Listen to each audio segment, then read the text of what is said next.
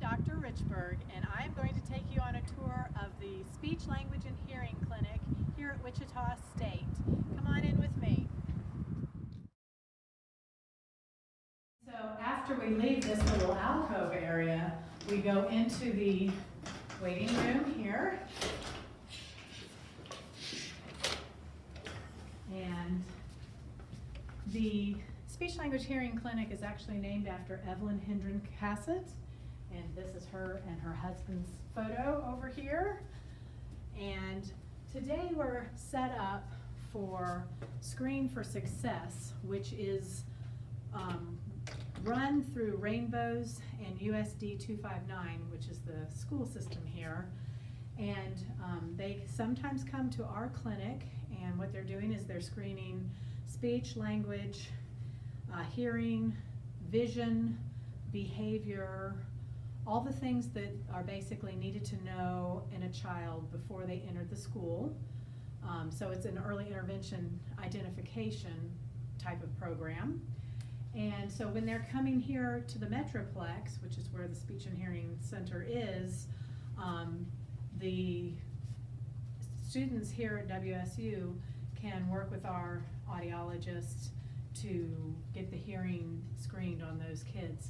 Other times we actually go to another location at a church on the west side of town where, again, all the different professions are set up, and it allows us to screen the hearing on the kids at a different location. So our students get experience in-house as well as out in outreach, along with the schools that we sometimes do the private schools here in the area. And again, before COVID struck, we were also going into nursing homes and evaluating the hearing so that we could allow their care providers to know who had hearing loss and who didn't, and to try to provide information for those that dementia was a concern. After we leave the waiting room, we do come into the filing area, which is coded so that you have to have a card to come on in. And this is basically just where we do our photocopies. We've got our audiology files here. This is where students are able to communicate with faculty over here in the box area. This is the mailbox area. So faculty can put things into a student's mailbox. And then this goes into the front office area that you just saw Sherry Lynn standing in. And again, you have to have your special code to get in and out. So this is where protected health information is basically located. This is now the audiology lab, and this is where we do a lot of our hearing aid checks. Take them in, and students get to work on a computer to look at patient files. And it looks a little messy, but this is actually how it has to stay, because these are hearing aids that have come in from clients that need to be fixed and set and ready for them to be distributed. This is where we do a lot of our troubleshooting, so all of the items and materials that are needed to fix and do some repairs. The vacuum cleaner, we've got some buffers and grinders for any ear molds that we need to modify. And this is basically where the students get to hang out and do their reports and the things that they need to do. And it's also where they can store their own materials a little bit, as well as we've got a lot of our screening equipment that goes out. And that's basically where we take the audiometers into the schools, or Screening for Success, which we also take students to nursing homes, things like that. So basically this building is very much a maze, and this area is audiology. We've got our booths down here. And it'll take a little while to learn how to go from place to place. But the 3 audiologists that are here in the clinic have their offices here on the left side. And then our booths are over here on the right side. And I'm going to take you through each booth so you get to see.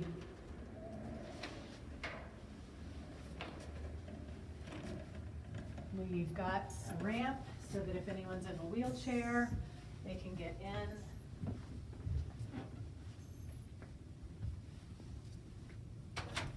We've got the largest booths available, basically.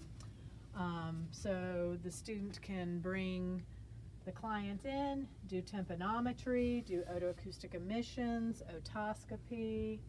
We've also got the ability to do inserts as well as supraoral earphones, bone conduction testing. And this is not one of the booths where we typically see children, but I see children for auditory processing, so they're the older children in this booth. And then we can travel into where the audiologist and the students will work. Let's get some lights on. This booth currently has a GSI 61, but we're just about to get a new Audio Star. It's also where we've got ABR equipment going for some of our neuroddiagnostic patients. And basically, Dr. Carpenter, he does his audiometric evaluations here for his clients. So this is the right now called the Carpenter-Richburg booth.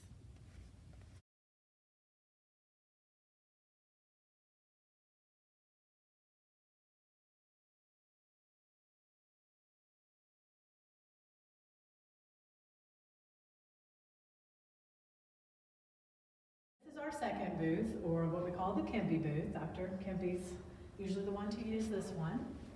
And it's also a very big, large setup. And so this side is where the audiologist and the student come.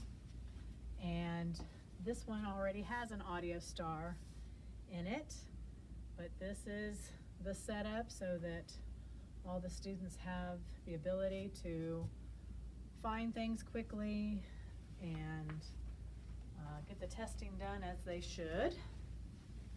And then down here is the hearing aid fitting, the NOAA equipment and system that allows the programming of hearing aids. So that's all set up along here.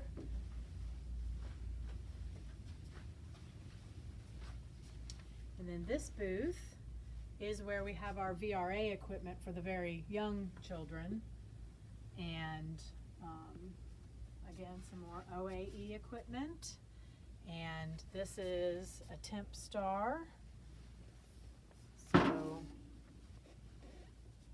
we have what we need in each of the booths, and it allows students and the supervisors to work with populations of all ages. We see itty bitties occasionally, we see school-age children, we see adults, and we see older people as well.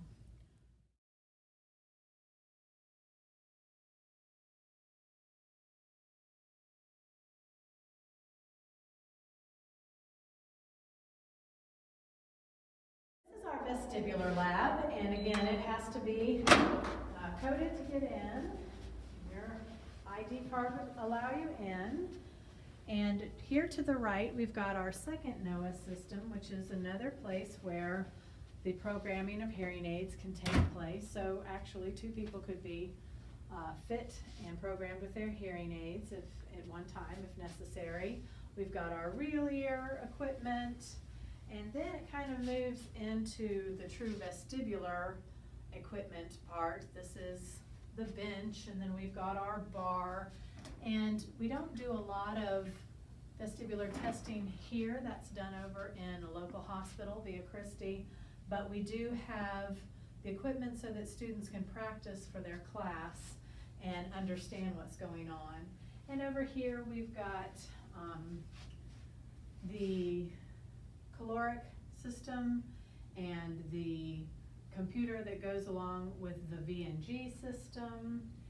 And again, just some models, because we use this table here to counsel hearing aid clients at times. So we've got some hearing aid models and pamphlets, and after we counsel, we can also put someone through an Equitest or our neurocom system, and it's a little bit outdated, but it still gives a good idea as to the fact that the vestibular system has 3 systems in place: our inner ear, our visual system, and our somatosensory system.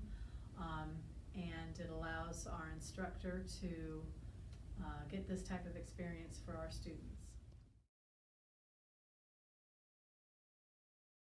Out of our typical audiology area, but this is just to show you what I mean by a maze here in our clinic. These are the offices of our speech pathology faculty and clinicians. And then we're going to come around this corner and head through these doors.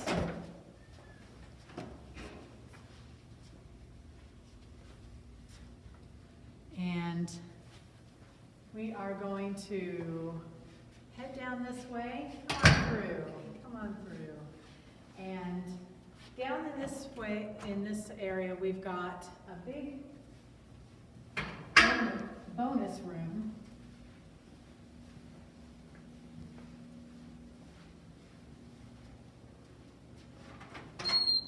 Which is where we do our AIDT sessions, which is part of our interprofessional education. And it is actually set up for later today. So this is where we have speech pathology, audiology, physical therapy, physician's assistants, special education, all sorts of groups come together to work with a family to help diagnose a child who is suspected of being on the autism spectrum. And so this room right now is set up, before COVID, all the chairs would line the sides of the rooms, but these are now appropriately spaced 6 feet apart. And then we're going to also have people in the observation room and behind a video. But this is the AIDT area.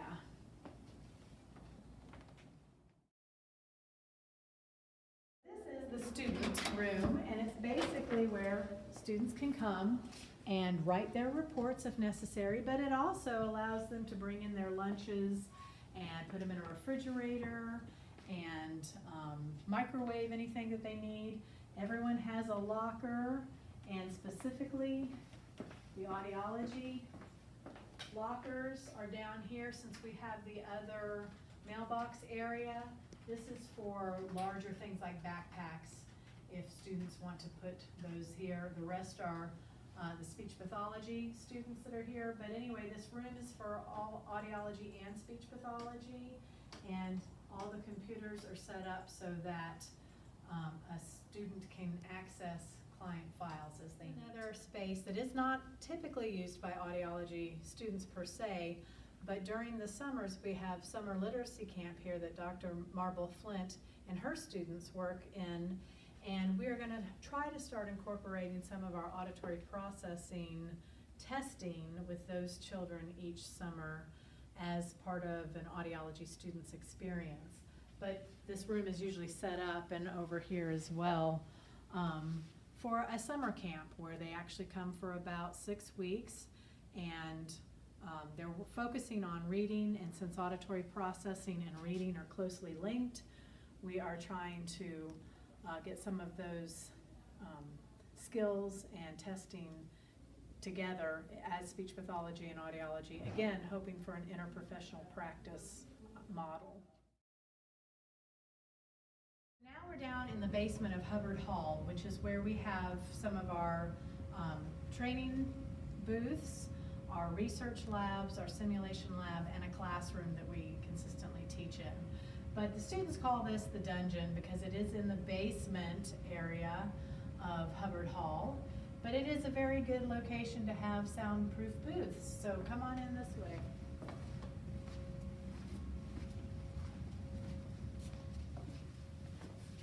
We try to make the dungeon look a little homey with some pictures on the walls. This is the series of booths, and I'll take us through each one of them. The first one is where we practice in clinical audiology 1 and 2 on the equipment. And so the audiometer is over here, and the booth has VRA capabilities. It has admittance, both screening and 2-channel admittance capabilities. And again, we've got inserts and supraoral threshold capabilities with the earphones.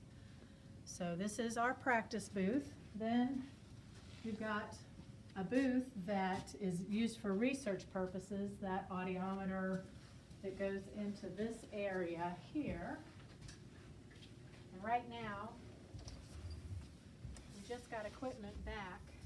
This is an admittance bridge. Typically, it's in my office right now. It's just been repaired. And this is another one that Dr. Soon uses for his research, and some of the doc students, PhD students, work on. And over here,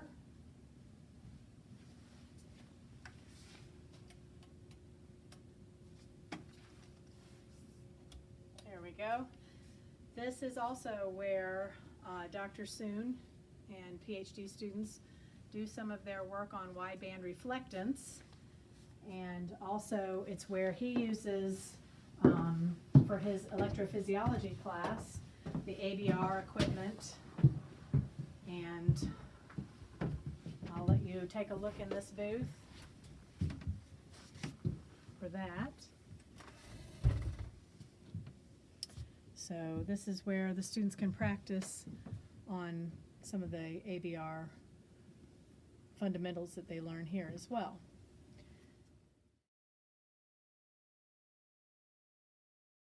This is our newest addition. This is the simulation lab.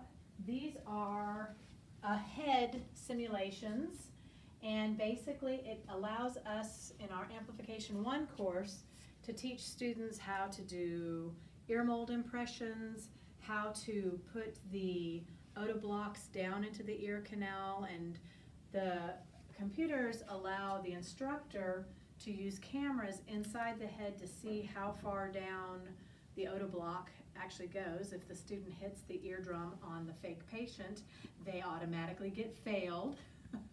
And so it also allows us to have students practice just putting behind the ear hearing aids over the ears, and what we're hoping is in the future the company will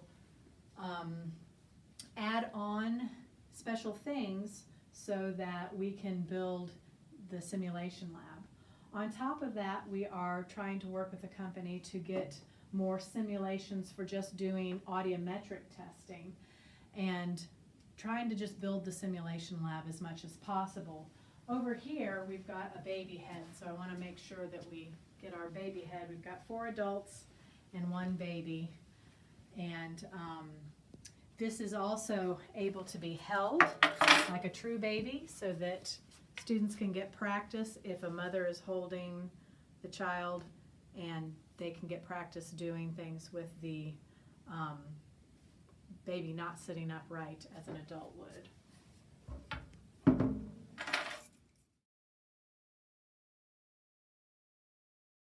So a couple of our courses are actually taught down here in the basement, in the dungeon, but this is our own dedicated classroom. No one else teaches in this area, and it just allows us, right now it's set up for COVID precautions, but in the future it allows us to be down here, teach, and then walk right down the hall and get into the booths if we need it, or to get into the simulation lab right here.